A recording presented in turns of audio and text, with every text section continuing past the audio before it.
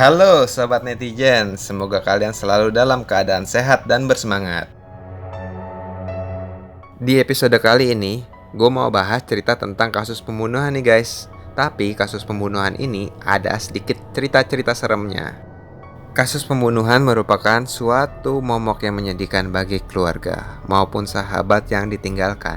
Dan juga hampir setiap hari kita jumpai beragam kasus-kasus pembunuhan di dunia, bahkan di Indonesia, melalui surat-surat kabar maupun berita-berita yang beredar di dunia maya ataupun layar kaca. Kebanyakan kasus kejam itu biasanya hanya didasari oleh motif-motif atau hal sepele seperti dendam, sakit hati, asmara, hingga disuruh oleh pihak-pihak yang menginginkan untuk membunuh. Nah, dari beberapa kasus pembunuhan yang sering terjadi di Indonesia, ada beberapa cerita seram guys. Cerita-cerita seramnya mulai dari para pelaku yang mengaku selalu dihantui oleh arwah korban yang telah dia bunuh.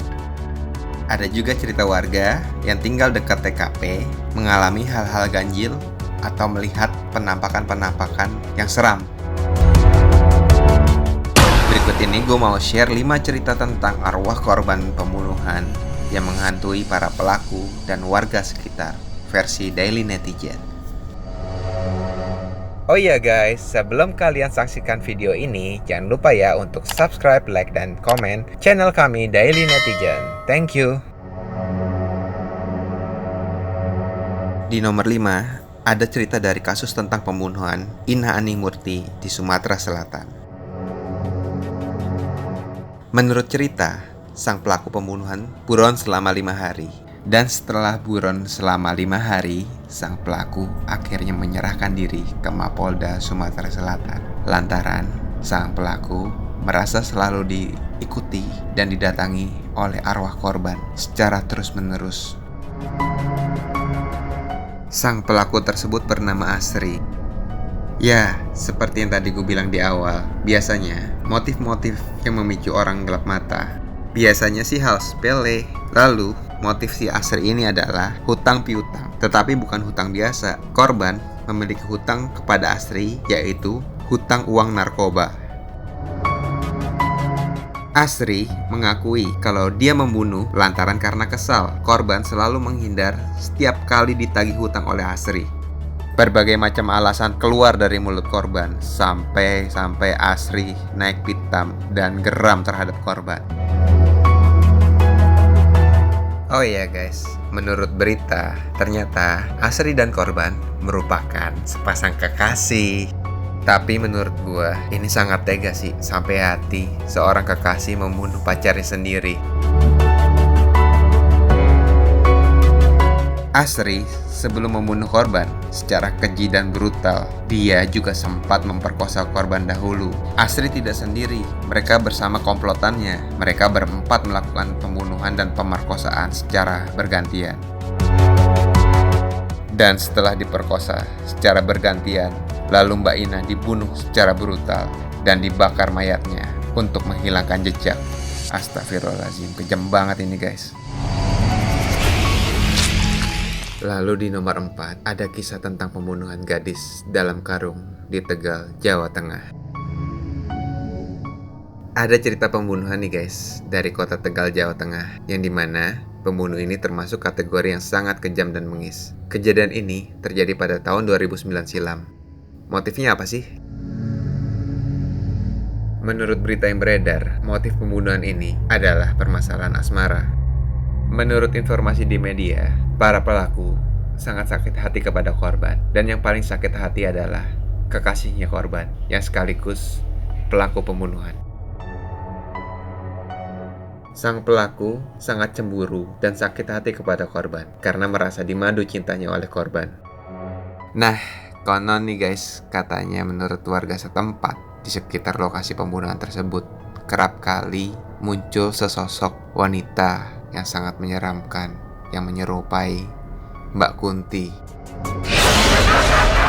Kalau dari cerita yang beredar, katanya sosok wanita tersebut seringkali bergentayangan di pemukiman area sekitar tempat kejadian perkara atau TKP. Terus Kalau dari pengakuan sang pelaku, kerap kali mereka pun juga selalu dihantui oleh penampakan-penampakan tersebut. Mereka nggak tenang, sampai-sampai pada ketakutan semua. Ya gimana mau tenang, orang mereka ngebunuh orang, pasti hidupnya pun nggak akan tenang, kecuali mereka psikopat. Di nomor 3, ada kisah pembunuhan seorang wanita di Cipedes Tengah, Sukajadi, Bandung.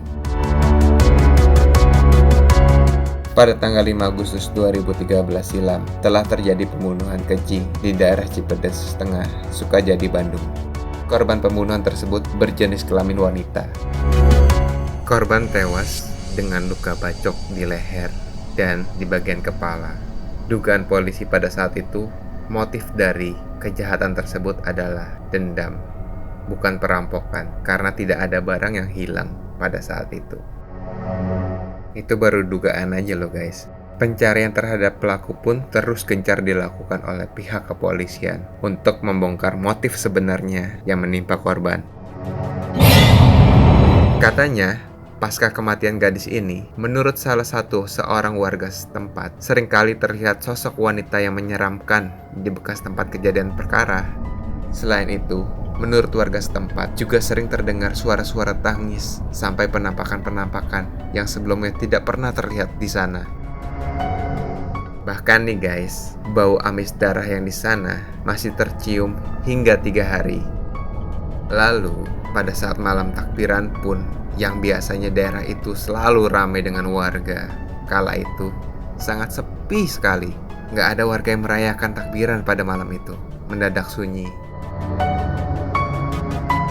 Ada lagi nih guys, cerita dari seorang warga. Ya kita sebut saja dengan nama R. Dia nggak mau disebutkan namanya. Dia bilang dia membantu mengangkat korban dari tempat tersebut ke mobil jenazah.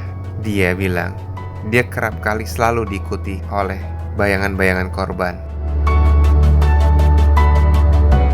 Setelah beberapa pekan pencarian oleh kepolisian, akhirnya para pelaku pun tertangkap, tapi pelaku utama belum tertangkap, masih buron. Serang berapa lama, sang pelaku utama pun menyerahkan diri. Dia mengaku kalau setiap harinya selalu dihantui, digerayangi oleh arwah korban, merasa seperti diikuti korban, sampai tak kuat, dia menyerahkan diri ke kepolisian. Setelah ditelusuri oleh pihak kepolisian, ternyata motifnya bukan dendam, melainkan ingin merampok korban. Dan para pelaku pun menyeret korban dengan sepeda motor sambil menggoroknya.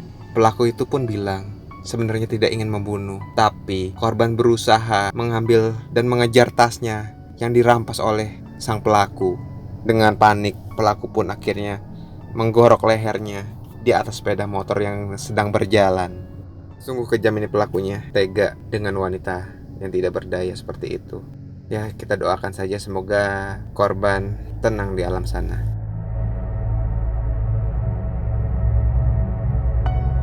Lalu di nomor 2, ada kisah pembunuhan sadis dari Kendal, Jawa Tengah.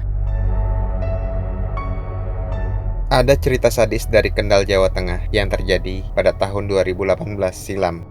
Motif pembunuhan ini adalah sakit hatinya pelaku terhadap korban yang sekaligus merupakan selingkuhan sang pelaku yang bernama Didi. Didi dan korban telah menjalin kasih atau hubungan selama 4 bulan. Hubungan mereka pun sudah bagaikan suami istri. Kejadian pembunuhan ini terjadi di tempat Didi bersama istri resminya. Namun, saat istri resminya berangkat kerja, lalu Didi mengundang dan mengajak korban untuk datang ke rumahnya Didi dan melakukan hubungan suami istri. Mungkin saat itu korban meminta lebih kepada pelaku. Ya, ingin dinikahilah. Lalu pelaku itu naik pitam dan terjadi percekcokan mulut yang sangat hebat di sana. Dan ketika itu, menurut pengakuan Didi, dia merasa tersudut dan sakit hati. Merasa tersudut dan sakit hati, Didi pun gelap mata dan sangat buta saat itu. Lalu dia panik dan langsung memukul korban dengan sangat keras hingga tewas. Setelah melihat korban tidak berdaya, terkapar bersimbah darah, dia ngerasa korban itu sudah tewas. Kemudian, dengan rasa panik dan takut serta tergesa-gesa, Didi melihat halaman belakang rumahnya di sekitaran kamar mandi. Lalu dia membongkar kamar mandi tersebut dan menggali di dalam bak mandi tersebut sebuah lubang. Kemudian, Didi menaruh mayat atau jenazah korban ke dalam lubang tersebut dan dicor dengan semen, guys. Wah, ini kejam banget sih.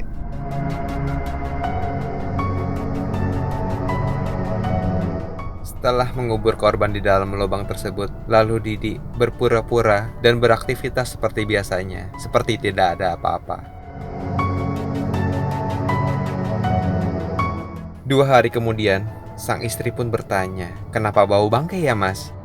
"Oh, itu mungkin seperti bau tikus," ujar Didi. Lalu Didi pun tetap berpura-pura seperti biasa.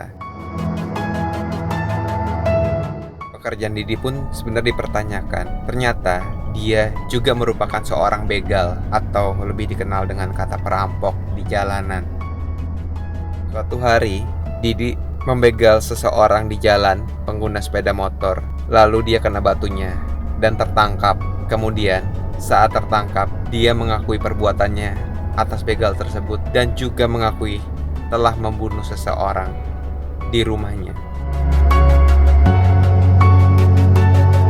Pihak kepolisian langsung menuju lokasi dan Didi diminta untuk menunjukkan di mana dia mengubur mayat korban.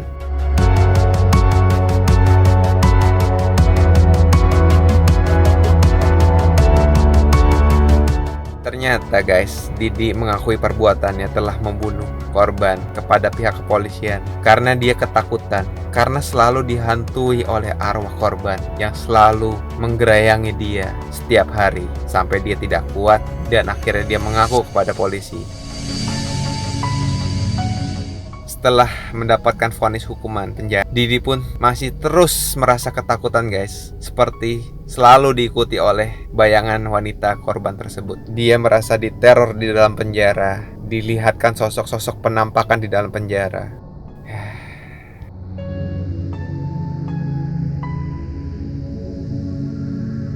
Nah, yang terakhir nih guys, di nomor 1 tentang rumah pembantaian Rian Jombang.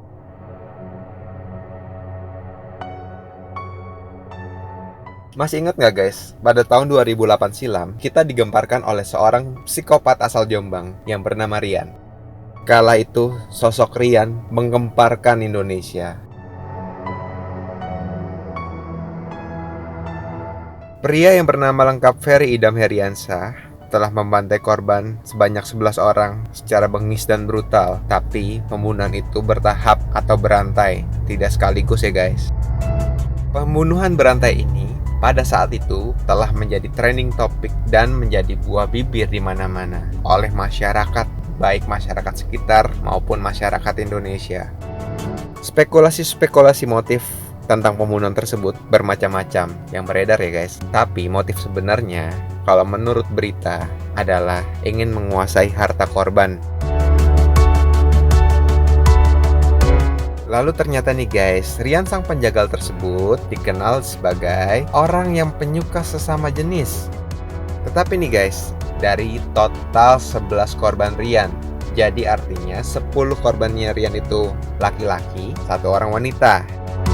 Korban dibantai oleh Rian dengan berbagai cara nih guys. Tapi katanya menurut berita itu, Rian memutilasi kebanyakan korban. Setelah dimutilasi, lalu korban-korban dikubur di halaman rumahnya bagian belakang. Sekian lama tak terungkap kasus pembunuhan ini. Pada akhirnya Rian pun tertangkap oleh pihak kepolisian dalam melakukan kejahatan terakhirnya dia. Setelah dia tertangkap, Rian dijatuhi hukuman maksimal, yaitu hukuman mati. Nah, ini nih guys, sebelum terungkapnya misteri pembunuhan Rian, ternyata banyak cerita yang beredar oleh warga setempat atau tetangga-tetangga Rian tentang macam-macam lah sosok-sosok penampakan di sekitar situ. Nah, salah satu contohnya nih guys, ada cerita seorang warga yang merupakan tetangga sebelah rumah Rian. Dia menceritakan kalau waktu itu dia hendak ingin tidur. Kebetulan jendelanya menghadap rumah Rian. Lalu dia melihat sosok bayangan putih yang cukup jelas dan banyak di hadapannya dia, hingga membuat dia takut dan tidak bisa bergerak, terpaku ketika melihat bayangan putih tersebut. Dia berpikir, apakah saya mimpi? Namun dia merasa tuh dia sadar.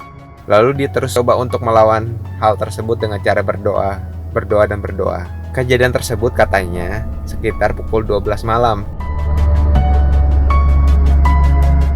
Lalu ada satu lagi nih guys, cerita seorang warga ketika dia hendak mencari kodok ke sawah. Dia selalu melewati rumahnya Rian. Lalu entah kenapa ketika dia melintas belakang rumahnya Rian, dia mendengar seperti banyak orang yang sedang mengobrol di rumah tersebut. Tapi rumah itu gelap, seperti tidak ada orang. Tapi suaranya sangat jelas. Dia sampai berhenti dan melihat kanan kiri depan belakang. Kok sepi, gak ada orang sama sekali. Ini sudah tengah malam. Lalu dia coba melongok ke dalam rumah Rian. Tidak ada apa-apa guys, tapi suara itu tetap ada. Orang tersebut langsung lari dengan sangat kencang, kabur. Ya, gak kebayang sih guys, gimana perasaan para keluarga korban semuanya, atau teman-teman dan sahabat-sahabat dekatnya. Itu pasti sangat teriris. Ya, kita doakan saja semoga semua para korban pelaku kejahatan husnul khotimah dan tenang di alam sana, serta diampuni segala dosa-dosanya. Dan bagi para pelaku semoga dihukum dengan maksimal.